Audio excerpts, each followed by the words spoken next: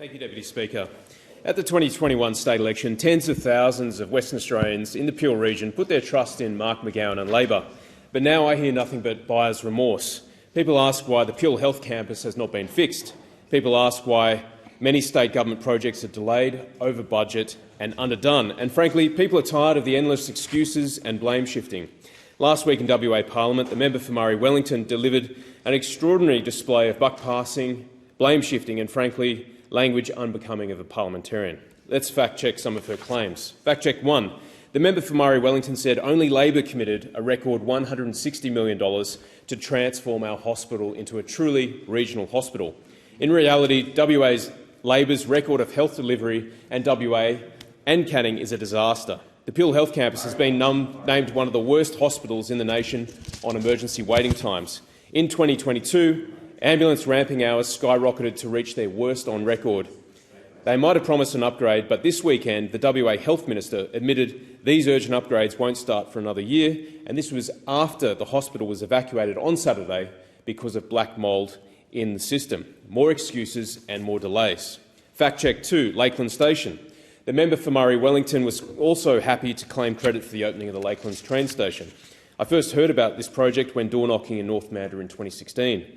People were angry that they had bought a home there on the promise of a train station. And we started a local campaign to deliver the station.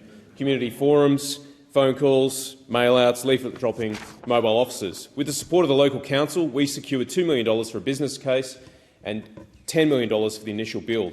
And it was the coalition government that delivered another $52 million for the Lakelands train station, taking our contribution to $64 million of the $80 million project. For years, Mandurah MP David Templeman has sat across from Premier Mark McGowan at the Cabinet table without delivering a single dollar in funding for the train station.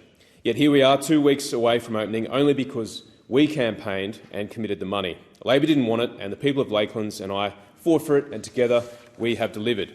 Fact check 3, the Mandurah Estuary Bridge. The member for Murray-Wellington claimed that WA Labor government is funding $110 million to duplicate the Mandurah Estuary Bridge. This is false. The previous federal coalition government agreed to invest $55 million into the bridge duplication in 2021 after a Liberal-led community campaign. And WA Labor only committed to match the funding for the project during the 2021 state election campaign.